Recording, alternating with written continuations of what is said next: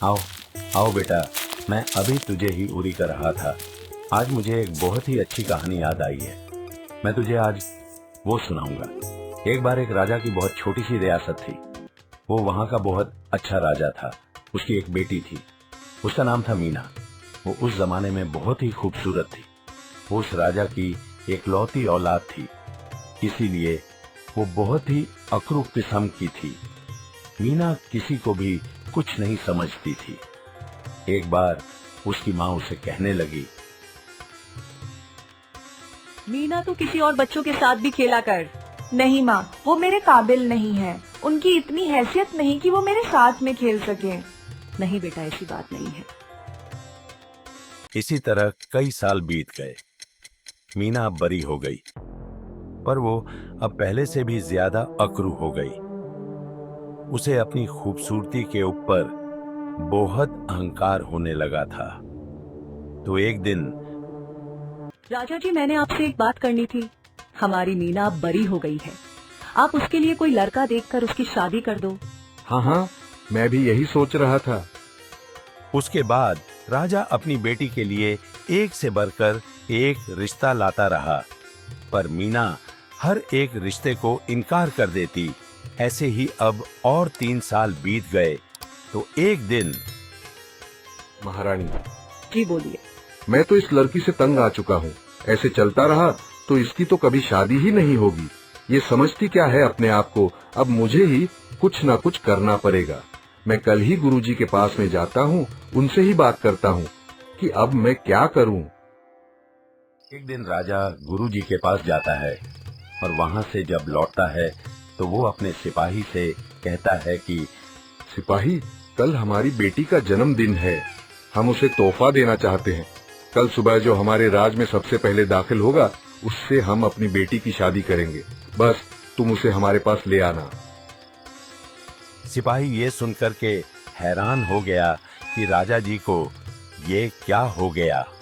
तो दूसरी सुबह सबसे पहले राज में एक भिखारी आता है। तो सिपाही उसे लेकर राजा के पास आ गया। महारानी जी, मीना को यहाँ लाया जाए और सिपाही आप पंडित को लेकर के आओ। पिताजी, आपको पता भी है कि आप ये कर क्या रहे हो? मैं इस भिखारी के साथ शादी क्यों करूं?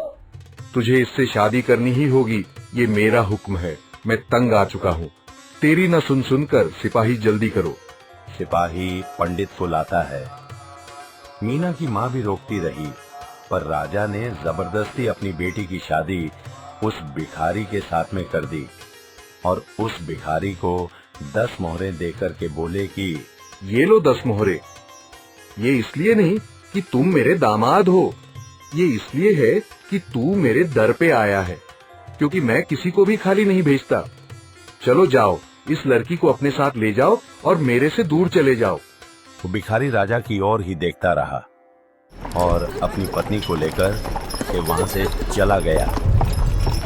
रास्ते में जंगल आया, पहाड़ आए। कुछ दिन के बाद वो एक गांव के बाहर एक झोपड़ी में रुक जाते हैं। तो भिखारी अपनी पत्नी से कहने लगा कि अब हम यहीं इस झोपड़ी में ही रहेंगे। मैं भीख नहीं मांगने जाऊंगा, क्योंकि मेरे पास राजा जी की दी हुई वो 10 मोहरें हैं। मैं गांव में से कुछ सामान लेकर के आता हूँ। आप कहीं मत जाना, क्योंकि आगे घना जंगल है। भिखारी राशन ले आया। उसने खाना बनाया और मीना को खाना खाने को कहा। मैं ये खाना बिल्कुल भी नहीं खाऊंगी, भूखी मर जाऊंगी। मेरे पिताजी ने मेरे साथ में ये बिल्कुल भी ठीक नहीं किया। देखो, अब जो भी होना था हो गया। अब तुम्हें मेरे साथ ही रहना होगा। उसका पति बहुत ही नरम स्वभाव का था। वो मीना को खाना बनाना सिखाता है। ऐसे ही बहुत दिन बीत गए। मीना, जो आपके पिताजी ने मुझे वो 10 मोहरें दी थी, अब वो खत्म होने लगी हैं।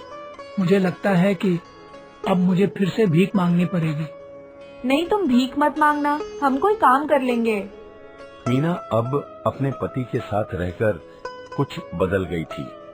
तो एक दिन उसका पति उसे कहता है कि मीना, यहाँ थोड़ी दूर राजा का महल है। मैं तुझे वहाँ काम पर लगवा देता हूँ। किसी दिन मैं वहाँ पूछ कर आऊंगा। अब तो तुम खाना भी बना लेती हो। और तुम क्या करोगे? मैं कहीं और जाकर के भीख ही मांगूंगा, और मैं क्या करूं?